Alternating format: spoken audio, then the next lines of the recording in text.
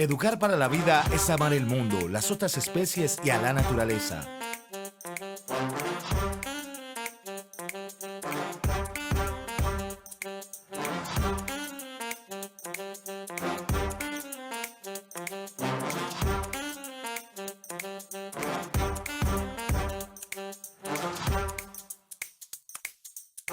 Es dejar el mundo en las mejores manos.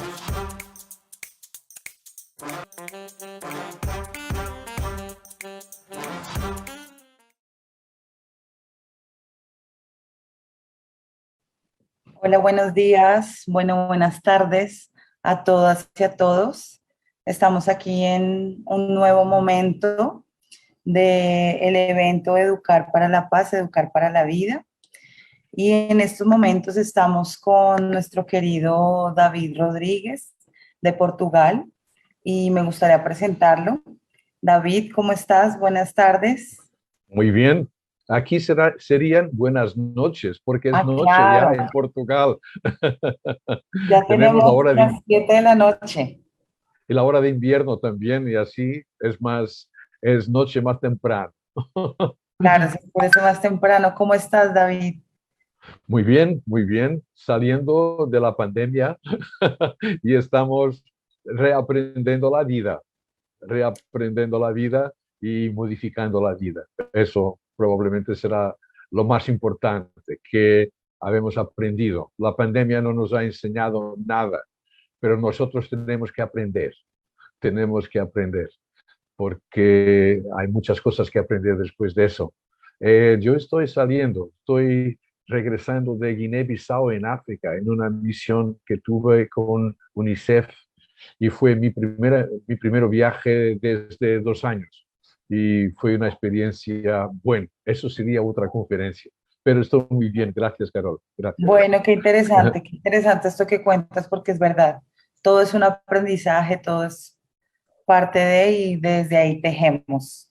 Bueno, David, si me permites, voy a presentar tu perfil aquí a los que estén observando esta maravillosa conferencia que va a acontecer.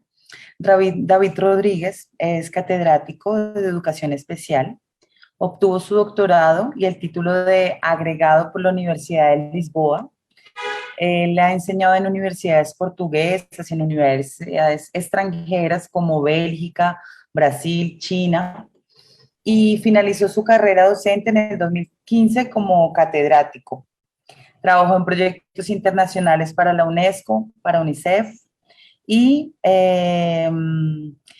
tengo acá Humanité e Inclusión. Es un título francés, Sí, Humanité y Inclusion. humanité, entonces humanité, humanidad e inclusión en los temas Eso de es. derechos humanos, inclusión social y educativa. Es conferencista invitado en países de Europa, África, Asia, Norte y Sudamérica. Wow, ha publicado 32 libros y decenas de artículos en revistas especializadas. David es fundador también de la ONG Pro Inclusión. Fuiste su presidente del 2008 al año 2020 y director de la revista Educación Inclusive, Educación Inclusiva. En 2007 recibió el International Leadership Excellence Award del Council for Exceptional Children, DICES, de Estados Unidos. Estados Unidos, eso. ¿Sí? Y en 2020 fue galardonado con medalla de oro por los derechos humanos de la Asamblea de la República desde junio del 2015, Consejo Nacional de la Educación. Entonces, me alegra mucho leer este perfil tan interesante y para haber escrito tanto, hay muchas cosas aquí por contar. David, entonces cuéntanos un poco sobre lo que vamos a conversar hoy, sobre el tema que hoy nos presentas. Muy bien. Gracias, Carol, por la presentación. La verdad es que no tengo un currículo muy bueno, soy un poco viejo solo y así se hacen muchas cosas, por eso. Pero antes de más, me gustaría agradecer la invitación de estar aquí en este encuentro mundial para educar para la vida. Decir que, de acuerdo también con Carol, ha hecho el atrevimiento, la osadía de hablar en castellano. Porque así me dicen que es mucho mejor, porque la gente se queda mucho más atenta, porque así la gente piensa cuál es el próximo error que él va a hacer. Y así la gente está muy atenta a lo que yo digo. Pero pienso que en el fin, Carol será para una pequeña síntesis, porque probablemente mi pobre castellano no será tan fluente que haga a las personas entender todo lo que yo les quiero decir. Muy bien, estamos en este contexto de educación para la paz. Educación para la paz. Y yo gustaría, antes de más, de saludar mis compañeros que hablaran antes de mí, Federico Mayor, un hombre que tengo el mayor respeto cuando estuve en UNESCO, Cecil Barbeito, que está también en esta mesa. Y gustaría de hablar, eso sería mi tema, sobre la educación inclusiva como promotora de paz, como promotora de paz. Y eso hablaré alrededor de 45, 50 minutos. Después, por favor, Carol, si hablo demasiado, me haces un signo, porque yo soy muy obediente y termino de seguida. Muy bien. Antes de más, me gustaría hacer quizás una introducción sobre este tema de educación inclusiva como promotora de paz, para deciros que nuestro mundo no va muy bien, ¿no? No va muy bien. Y cuando pensamos en la situación mundial, vemos que hay muchos problemas y muchos problemas que tenemos dificultades en tener soluciones para resolverlos. Pero probablemente una de las situaciones que más grave para la paz es la desigualdad. Por cierto, tenemos las guerras, tenemos la pobreza, tantas cuestiones, pero yo me gustaría salientar que probablemente una de las condiciones del mundo que es más lesiva para la paz es la desigualdad. Y muchas veces nosotros hacemos una pequeña confusión entre lo que es diferencia y lo que es desigualdad. Son dos cosas profundamente diferentes, porque ser diferente es muy bueno, es fantástico. Cuando miramos toda la diversidad humana, toda la diversidad de culturas, de lenguas, de formas de vivir, de valores, de religiones, tanto, eso, ser diferente es fantástico, es muy bueno. Pero ser desigual es muy malo. Y es muy malo sobre todo porque nosotros somos desiguales por razones que no están en nuestro control. Les doy un ejemplo. No es lo mismo ser hombre y ser mujer, ni en Colombia ni en Portugal. No es lo mismo. Pero Carol no ha pedido para ser mujer. Yo no pedí para ser hombre. Yo no pedí para nacer en la familia donde nací, y eso es muy importante. Yo no pedí para nacer blanco, y eso hace una diferencia, porque mi vida sería diferente, por cierto, si yo fuera negro. No nací por pedido, pero nací por circunstancia. Y eso es lo que define la desigualdad. Es que yo tengo una serie de comportamientos, una serie de posibilidades que no son posibilidades que yo luché por ellas. Son simplemente posibilidades que me han caído en el pecho sin hacer nada. Y por eso la desigualdad es siempre una injusticia social, porque yo soy beneficiado o soy perjudicado por causas que yo no tuve ninguna influencia en ellas, como ser hombre, como ser rico, como ser blanco, como ser todo eso. Y así tenemos que hacer una diferencia muy clara entre lo que es ser diferente, que es bueno, que es positivo, que puede enseñar nuestra humanidad, y la desigualdad, que es así, es un problema, es una injusticia social. Y así, cuando hablamos de equidad, hablamos sobre todo de cómo tenemos que crear sistemas, cómo tenemos que crear organizaciones, formas de agir, formas de actuar que combatan la desigualdad, que combatan la desigualdad.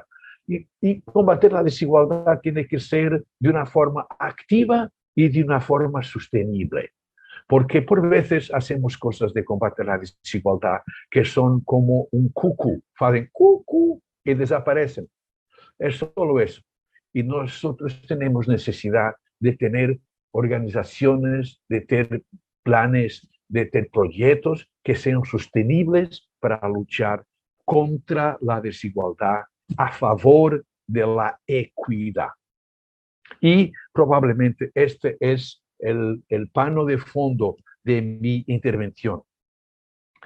Les hablaría ahora de una cuestión sobre la inclusión, una definición sobre inclusión. Muchas veces nosotros tenemos miles de definiciones sobre inclusión.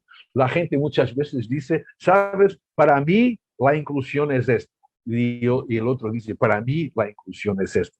Tenemos miles de definiciones, pero yo me gustaría hablaros de tres cuestiones, de tres pilares que, en mi opinión, son decisivos para entender la inclusión. El primero es que la inclusión tiene que ver con educar todos. Y para mí esto es muy importante. Como he dicho hace poco, estuve recientemente en África. En el país donde estuve, 30% de las niñas no iban a la escuela, no iban a la escuela, simplemente. Y muchos niños también no, pero sobre todo las niñas no iban a la escuela. Por eso, antes de más inclusión, es una educación para todos, T-O-D-O-S, todos, inclusión para todos. Para la inclusión no es solo eso, es una educación para todos, con todos, con todos.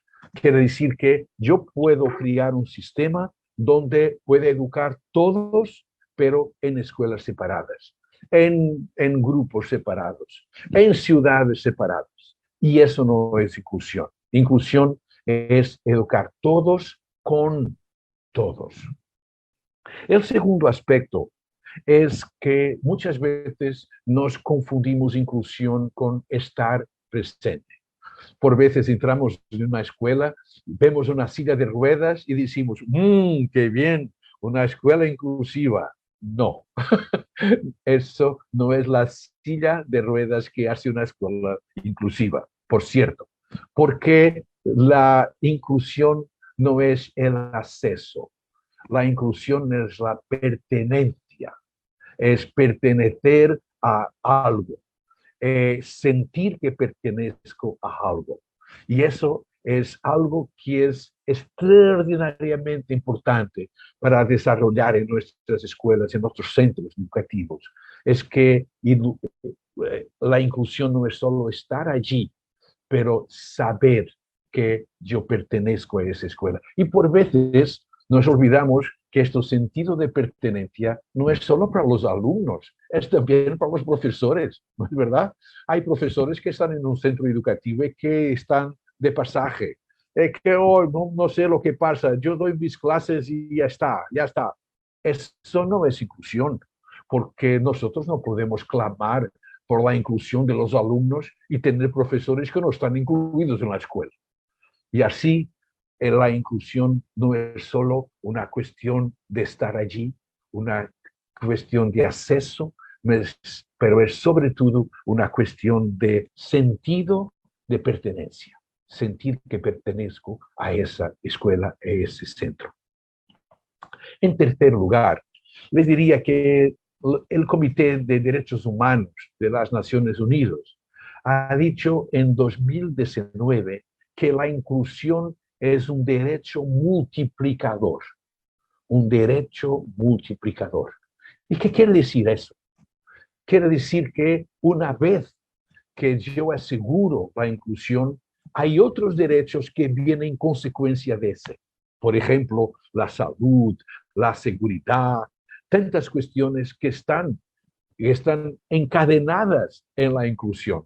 Y una vez, desde que yo asegure que existe inclusión, por cierto, otros derechos vendrán colgados, encadenados a la inclusión. Y así les diría estos tres aspectos. Hay muchos otros que se podrían hablar, pero estos tres aspectos que me parecen muy importantes para entender lo que es la inclusión educativa. Es una educación para todos, con todos, es un sentido de pertenencia y es un derecho multiplicador. Ahora me gustaría hablaros un poco de las razones de la inclusión. Muchas veces escuchamos gente que dice, esto de la inclusión es una buena idea, es una idea benigna. Y sabes, la inclusión está en la moda, es una moda, la inclusión es una moda. Ahora toda la gente habla de inclusión y tal, es como si fuera violín, música. Eso no es lo más importante, es una moda. Yo me gustaría contestar fuertemente esta opinión. Es decir, que la inclusión no es una moda y la inclusión es un criterio de calidad de los sistemas educativos. Es un criterio de calidad de los sistemas educativos. Él les diría que por cuatro razones que tornan la inclusión como un criterio de calidad. El primero tiene que ver con el desarrollo del niño. Y hoy sabemos, todos sabemos, los profesores, los directores, los padres, las familias, toda gente sabe que se debe proporcionar a los niños ambientes ricos y ambientes estimulantes. Ambientes que sean ambientes que puedan originar un desarrollo equilibrado, un desarrollo que sea efectivamente desafiante para el niño. En 1980, dos investigadores de Holanda, Prechtel y Connolly, desarrollaron un concepto muy interesante, que es el concepto de neuroplasticidad. El concepto de neuroplasticidad es un concepto que ya tiene 40 años, pero que sigue desarrollando. Lo que quiere decir es que el cerebro del niño se va a desarrollar en función de las experiencias que ese niño tiene. El cerebro no es lo mismo para todos. No se queda igual independientemente de lo que el niño haga. El cerebro se construye también en función de las experiencias del niño. Y es por eso que es tan importante proporcionar al niño ambientes que sean estimulantes y que sean ricos. Ambientes ricos, que sean llenos de estímulos, llenos de problemas, llenos de cuestiones para resolver. Y la inclusión es sin duda un ambiente rico y estimulante, y por eso será un ambiente más propicio para el desarrollo del niño. Dejadme decir que el año pasado leí un artículo muy perturbante que fue publicado en una revista de neurología en que hacía un estudio sobre los cerebros de niños que vivían en situaciones de pobreza. Y los resultados son tenebrosos, porque esos resultados decían que los niños que viven en situaciones de gran pobreza tienen problemas de desarrollo cerebral. No digamos en las actividades cotidianas, pero sobre todo cuando se tiene que llegar a un raciocinio más abstracto, más simbólico, cuando es necesario hacer uso de las capacidades que Vygotsky llamaba las capacidades de segundo nivel, del nivel superior. Y por eso es tan importante que proporcionemos a los niños ambientes inclusivos para desarrollar todas las capacidades del niño en esta perspectiva de la neuroplasticidad. Un segundo argumento para la inclusión es que la inclusión proporciona un mejor aprendizaje. ¿Y eso por qué? Todos nosotros conocemos lo que son estilos de aprendizaje. Si estuviéramos cara a cara, podríamos hablar cómo aprendemos cada uno de nosotros. Cada uno de nosotros tiene formas muy distintas de aprender. Hay gente que lee, hay gente que oye, hay gente que hace gráficos, hay gente que, quién sabe, tantas formas, tantos estilos de aprendizaje que tenemos. Hoy en día sabemos que si yo aprender con una persona que tiene un estilo de aprendizaje diferente del mío, ese diferente estilo de aprendizaje refuerza el mío, da más fuerza al mío. Yo aprendo mejor cuando aprendo con personas que aprenden de una forma distinta de la mía. Y por eso también la inclusión es importante, porque me da esta posibilidad, esta oportunidad de estar en contacto, en interacción con gente que aprende muy diferente de la manera que yo aprendo. Hay un tercer argumento, y un tercer argumento tiene que ver con la interacción social. Hoy sabemos, sobre todo después de la pandemia, hoy sabemos cuál es la importancia de la interacción social. Sabemos lo que perdimos cuando dejamos de estar en interacción unos con otros. Sabemos la falta que nos hace negociar, oír los otros, hacer juicio sobre lo que los demás dicen. Tan importante. Y así los ambientes inclusivos son también ambientes que proporcionan una interacción social más activa, más intensa y sobre todo más rica y más diversa. Y por último, cuarto aspecto, les diría que la inclusión es creadora de una ética humana. Y cuando digo de una ética humana, quiero decir que la inclusión nos ayuda a respetar y a comprender el otro. Respetar. El humanismo tiene mucho que ver con eso, en mi opinión. El humanismo tiene que ver con el respeto por el otro. No decir que los otros son estúpidos, que los otros no saben lo que hacen, que los otros son perezosos, que los otros hacen eso y aquello. El humanismo, la humanidad, tiene este respeto por el otro, de aproximar del otro y saber por qué se hace eso y cuáles son las razones profundas por qué se hace eso. Y eso nos desarrolla en nosotros un respeto, una comprensión por el otro.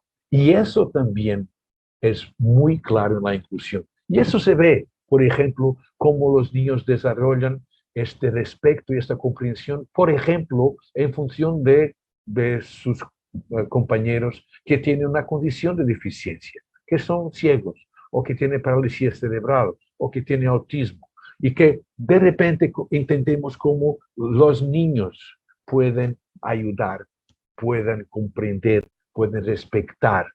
Por veces se dice, los niños son muy crueles. Yo detesto esa frase. Los niños no son crueles. Muchas veces nos tenemos que pensar en lo que hacemos nosotros para que la inclusión sea de verdad un valor positivo, sea un valor que conduzca al humanismo, que conduzca al respeto, que conduzca a la comprensión entre las personas. Y eso, la escuela tiene un papel muy importante, yo diría mismo determinante, para que la inclusión sea una ética humana. Y así les diría que la inclusión tiene estas 4 importantísimas virtualidades, no de ser simplemente algo que está en la moda, algo que ahora se dice eso, pero de futuro no se sabe. Eso es falso. Y la inclusión tiene estas cuatro virtualidades muy importantes: el desarrollo del niño, el aprendizaje, las relaciones sociales y, por último, esta posibilidad de creación de una ética de respeto, de una ética de comprensión, en fin, una ética humana. Y se diría, claro, que ¿cómo hacer? Y aquí esto sería un problema que nos llevaría a una longa conversación, que es cuando pensamos en todos estos valores de un lado, pensamos, ¿y qué se hace? Estos son los valores, ¿dónde están las prácticas? ¿Qué distancia hay entre estos valores que parecen tan benignos, tan buenos, y las prácticas, el cotidiano de la escuela? Yo aquí pienso que tenemos que tener un punto de partida que es realista y muy importante. Es que nuestras escuelas no fueran concebidas para ser inclusivas. Eso es, por veces decimos, ay, ahora está todo bien, las escuelas son muy inclusivas. No, lo que pasa es que nuestras escuelas no fueran concebidas para ser estructuras inclusivas. Y así tenemos todo un trabajo enorme, un trabajo complejo, un trabajo multifacetado para hacer que las escuelas que no fueran criadas para ser inclusivas sean efectivamente estructuras inclusivas. Y les hablaría tal vez de dos grandes cuestiones que nos pueden aproximar de una escuela más inclusiva, una escuela de verdad inclusiva. Antes de más, les hablaría de las políticas. Sin duda, es muy importante que todos los estados tengan políticas de educación inclusiva. Y les daría un ejemplo de mi propio país, Portugal, como por cierto muchos de vosotros sabéis, es un país que en los últimos años ha hecho avances muy importantes en la educación inclusiva. En Portugal nosotros tenemos como un sistema en que todas las escuelas tienen una perspectiva inclusiva. Eso quiere decir, recientemente estuve un experto internacional en Portugal y me decía eso. Decía, lo que es interesante en Portugal es que no tienes que andar 50, 60, 100 kilómetros para encontrar una escuela inclusiva. Todas las escuelas son escuelas que dan la bienvenida a todos los alumnos. Y eso es muy importante. Haber políticas que son políticas de criar en las escuelas un ambiente inclusivo y hacer que todos los profesores son profesores inclusivos. Cuando decimos, sí, y los profesores de educación especial, esos son los profesores que van a ayudar a los profesores inclusivos, porque inclusivos deben ser todos los profesores, como escuelas deben ser todas inclusivas. Y así las políticas tienen también que ver con recursos que puedan llegar a la escuela. En Portugal, nosotros desarrollamos un modelo en que las antiguas escuelas especiales se han convertido en centros de recursos. Quiere decir que la terapia ocupacional, la fisioterapia, la psicomotricidad, tantas terapias son estas antiguas escuelas de educación especial, ahora centros de recursos que proporcionan estas terapias en las escuelas. Y esto es muy importante. No son los niños con problemas que van al centro, es el centro que viene a la escuela. Y esto es muy importante porque eso te da un mensaje que el lugar de aprendizaje es la escuela regular y no el centro. Porque por veces hay países en que hay estos centros de apoyo, pero los niños después de la escuela van a estos centros. Y eso que por veces da un mensaje equivocado, diciendo, pues estuviese en la escuela, pero ahora en el fin del día vas a la escuela donde deberías estar. Y nosotros no estamos de acuerdo con eso.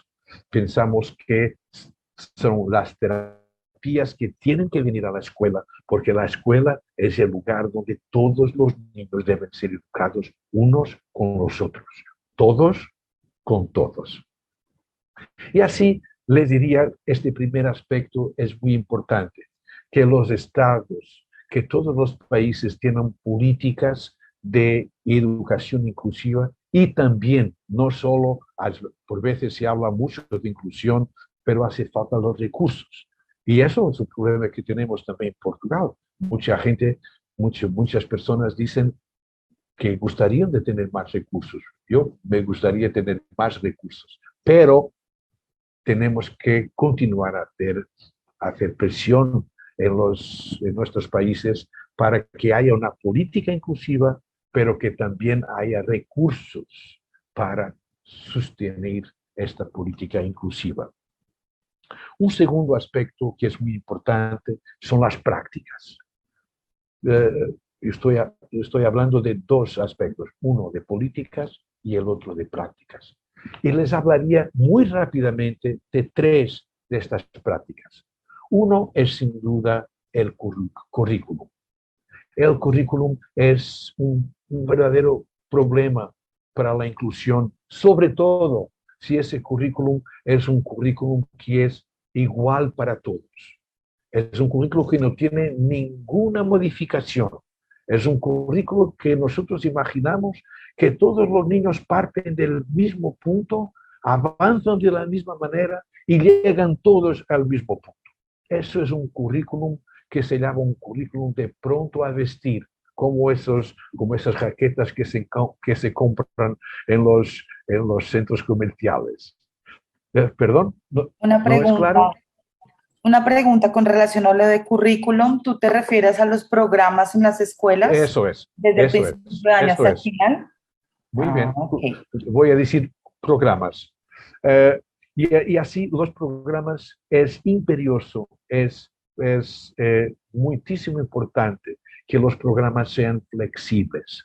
Quiere decir, tenemos que tener programas que sean diversificados, que den a los alumnos la posibilidad de progresar a velocidades diferentes y mismo con objetivos diferentes. Y así los programas flexibles son sin duda un avance práctico extraordinariamente importante por la inclusión. La segunda cuestión que me gustaría hablar era de innovación. Y sin duda, si nosotros hacemos nuestras clases de la misma manera que fuimos enseñados cuando éramos alumnos hace algunos años, eso no nos va a aproximar de la inclusión. Nosotros necesitamos de innovación en la forma de estar en la clase. Necesitamos innovación en la forma de motivar el trabajo con los alumnos. Sobre todo porque queda muy claro que ni todos los alumnos progresan en la misma velocidad, ni todos los alumnos tienen el mismo tipo de interés y por eso necesitamos de mucha innovación. Recientemente hice una charla en que presentaba todo un gráfico sobre diferentes metodologías de intervención en la escuela. Y había una que toda la gente decía, esa es la más importante, que era el enseño magistral, en que yo estoy en la clase, estoy hablando y toda la gente está escuchando diciendo que sí y tomando notas y ahí está. Y cuando se piensa que tenemos docenas de diferentes métodos y solo utilizamos ese, es una enorme pobreza. Es una enorme pobreza. Por eso necesitamos sin duda de una innovación en nuestras prácticas. Por ejemplo, de trabajo de proyecto. que nuestros alumnos sean capaces de pensar, de planear y desarrollar un proyecto, sea lo que sea, pero algo que los motive, algo que los interese, algo que los lleve a procurar información, algo que los lleve a la interacción unos con los otros. Y eso es fundamental, porque por veces nosotros desarrollamos la educación como si los estudiantes estuvieran siempre motivadísimos por la inclusión. Y eso no es verdad hoy en día. Hay muchos estudiantes que para ellos les gusta la escuela, pero no les gustan las clases. La escuela es siempre muy buena porque van a encontrar los amigos y eso, pero las clases no. Y nosotros tenemos que pensar en esta reconfiguración de la escuela, una nueva figura, reconfiguración de la escuela y de la motivación de los alumnos. Y por eso necesitamos de innovación, necesitamos de este proyecto, por ejemplo, trabajo de proyecto, design thinking, pensar en que los estudiantes pueden diseñar una investigación para desarrollar y algo que esté dentro de los contenidos, dentro de los programas, también pueden estar, pero no solo, que pueden también abrazar a muchas de las motivaciones que ellos tienen. Y la tercera cuestión que me gustaría hablaros sobre estas prácticas es la importancia de la expresión de los alumnos. Recientemente, como ha dicho Carol, yo pertenezco al Consejo Nacional de Educación y publicamos una recomendación sobre la participación, la expresión de los alumnos. Y eso me parece que es algo de una extraordinaria importancia. Nuestros alumnos, cuando van a la escuela, son estimulados para estar quietos, para estar callados y para hablar lo menos posible. Y eso es un error tremendo. Yo le diría por dos cuestiones fundamentales. Primero, porque es importante que los alumnos tengan una opinión sobre lo que es la organización escuela, sobre cómo está organizada la escuela. Eso no significa que la gente dice, ahora son los alumnos que van a mandar en la escuela. No, no van a mandar, van a ser escuchados, que es otra cosa. Van a ser escuchados. Y pobre de la escuela que no escuche sus alumnos. Ese es un aspecto. Pero otro todavía más importante es que yo no puedo aprender sin tener la oportunidad de hablar sobre lo que estoy aprendiendo. La, la, la expresión de los alumnos, la voz de los alumnos es fundamental para que yo pueda aprender, para que pueda hablar y decir, ¿qué problema que estoy? ¿Sabes? No entiendo esto. Ay, eso, muy bien. Esto es fundamental. Y así yo diría que esta tercera cuestión es muy importante para desarrollar la inclusión en la escuela, porque la voz, la expresión de los alumnos es fundamental para la inclusión. Nosotros solo podemos amar lo que conocemos.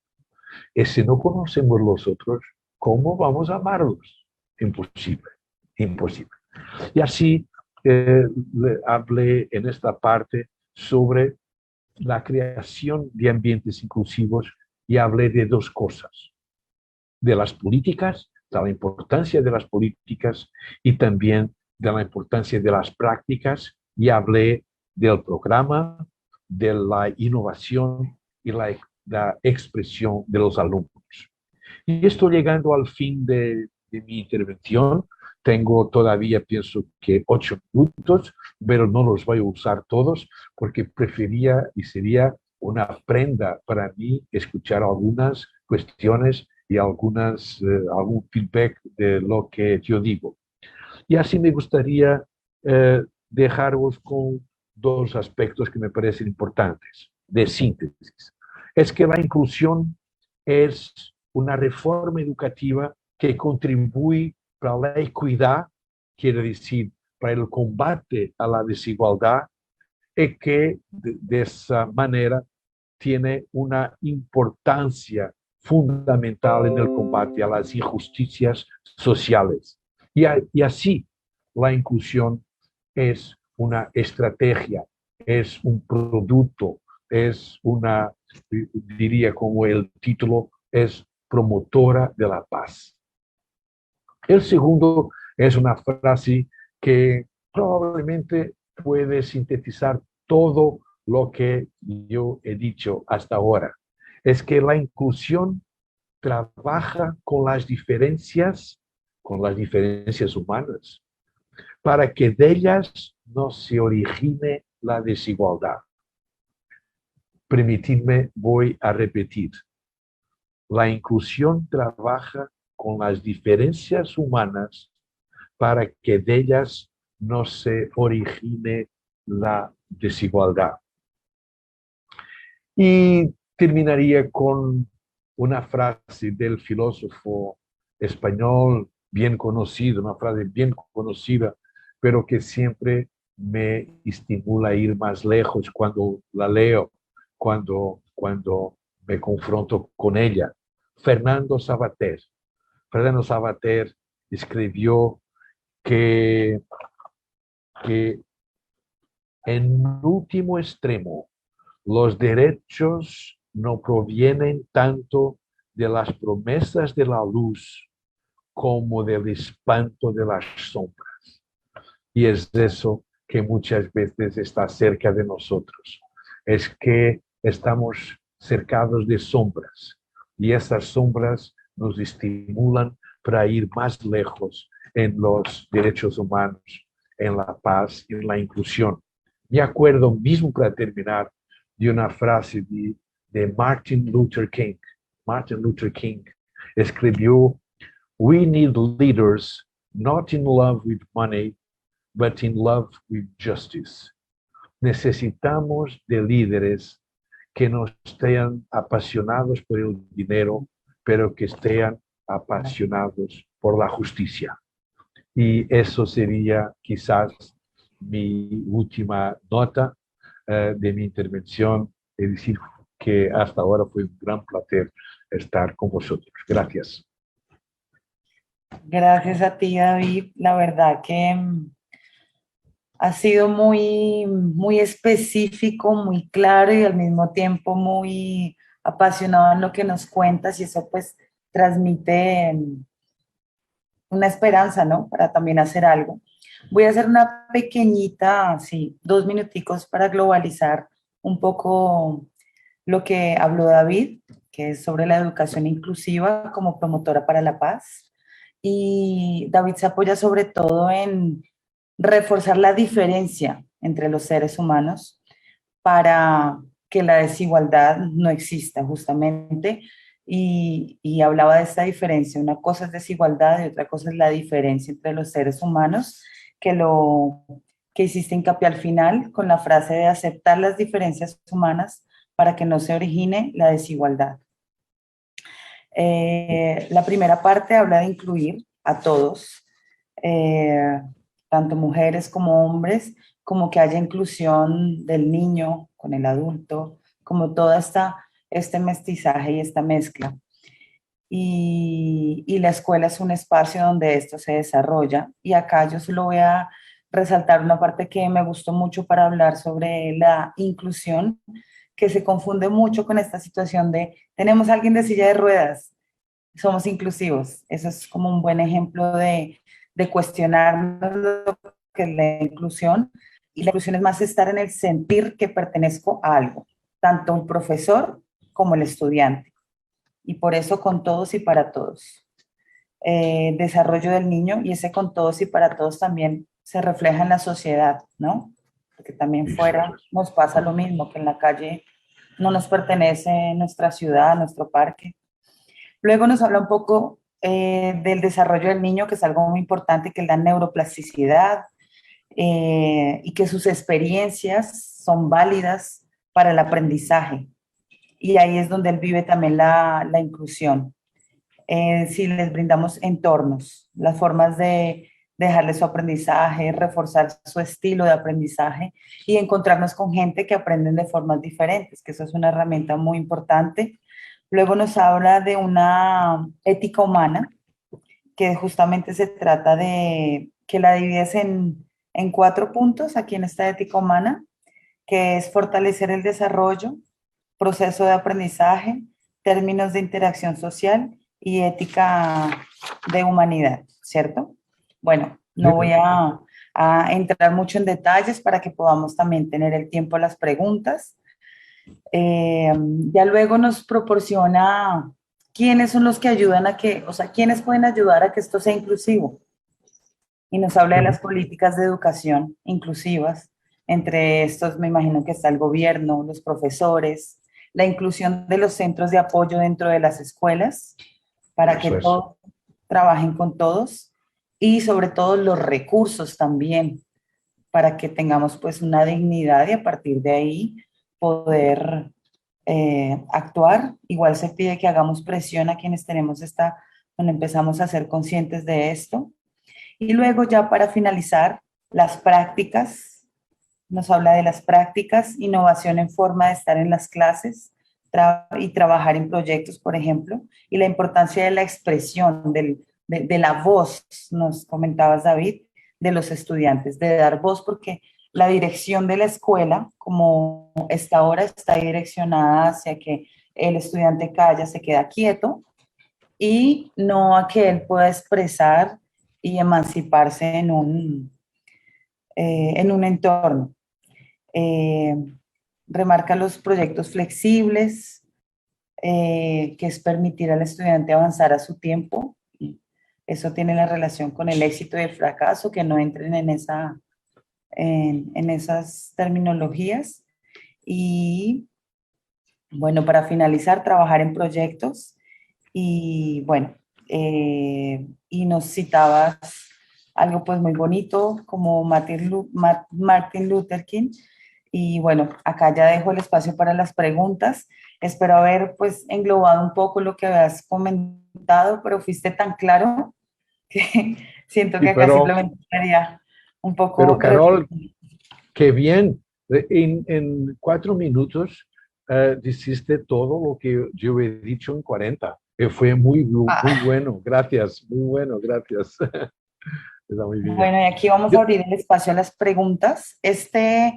Esta emisión, bueno, aquí se está emitiendo por Facebook Live, también se va a emitir por YouTube, pero acá tenemos en vivo algunas personas también que pueden Tenemos una interactuar. aquí de Lorena López, que la veo Vale. ahora, que está está aquí. ¿La ves también, Carol? Sí, Eh, sí. ¿puedo, ¿Puedo contestar a esta cuestión? Es Vale, una voy a cuestión leerla. que, sí, es una cuestión que habla si hay en Portugal programas de inclusión con enfoque a la población migratoria y también lo que yo pienso sobre el lenguaje inclusivo. Son dos cuestiones. Muy Y su bien, impacto en la sobre educación. eso y su impacto en la educación. Bueno, Eh, Lorena, lo que hay en mi país es un país de mucha inmigración y también emigración. Tenemos muchos portugueses que migraron antes para Francia, para América Latina también, para Brasil, para Venezuela, muchos. Pero hoy en día Portugal es más un país de recepción que de exportación, digamos, y ese país es un país que son inmigrantes que vienen sobre todo de África, de las antiguas colonias portuguesas de África, de Cabo Verde, de Angola, de Guinea, Bissau, de variados, y también ahora muchos trabajadores que vienen, mucha gente que viene de Brasil, mucha gente, solo para decir, solo en la región de Lisboa tenemos 60.000 alumnos brasileños, solo en la región de Lisboa, en el resto del país muchos más. Y tenemos también hoy en día otros inmigrantes, recibimos inmigrantes de Siria que están aquí y también muchos inmigrantes de Bangladesh que vienen de India, que vienen a trabajar para aquí. Lo que el gobierno ha hecho es lo que llamamos territorios educativos de intervención prioritaria. Quiere decir, cada vez que una escuela tiene problemas que no son problemas habituales, por ejemplo, con alumnos que no hablan portugués, con alumnos que están llegando, que no tienen referencia ninguna, van para escuelas donde hay un refuerzo de medios, un refuerzo, por ejemplo, de psicólogos, un refuerzo de profesores, que tiene, también un refuerzo de portugués como lengua, como segunda lengua, para ayudar a la inclusión de estos inmigrantes. Pero no te voy a decir, Lorena, que el problema está resuelto. Es un problema complejo porque, por ejemplo, estuve hace 2 semanas en una escuela cerca de Lisboa donde había 28 nacionalidades en los alumnos. 28 nacionalidades. No te voy a decir que el problema está resuelto, pero lo intentamos hacer de esta manera con escuelas de territorios educativos de intervención prioritaria, que son escuelas que tienen más recursos, que tienen más recursos humanos y también más posibilidades de acolher y de dar la bienvenida a la educación de sus estudiantes. Sobre el lenguaje inclusivo, yo pienso que perdí ese tren, el lenguaje inclusivo, y para mí, de verdad, queda muy confuso utilizar ese lenguaje inclusivo. Para mí no hay problema utilizar el masculino y el femenino, y el lenguaje inclusivo pienso que no es en sí propio como si fuera discriminatorio. Y les doy un ejemplo. En español se dice menos válidos. Es una palabra terrible, menos válidos. Se dicen deficientes, la gente que no es deficiente, es deficiente. Yo pienso que antes de más es necesario cambiar esas palabras, antes de pensar que tenemos que utilizar un lenguaje inclusivo en términos, por ejemplo, de género. Y así yo pienso que estamos en un camino, estamos haciendo un camino. Hoy en día hablamos de personas con diversidad funcional o hablamos con personas que tienen una condición de deficiencia que es diferente de ser deficiente. Yo pienso que el lenguaje está avanzando y bien, y tiene que avanzar porque hay lenguaje que es discriminatoria y que es prejudicial para la inclusión de las personas. Pero por veces, para ser honesto, veo algunas evoluciones que para mí son un poco fruto de grupos de presión y que de verdad no quieren decir mucho. Hace una semana, Estados Unidos emitieron el primer pasaporte que no tenía el género de la persona, pero cuando decía género, decía ex. Yo no sé si esto es positivo, no sé de verdad, pero de momento pienso que tenemos muchas otras tareas más importantes que no sean estas de género ex.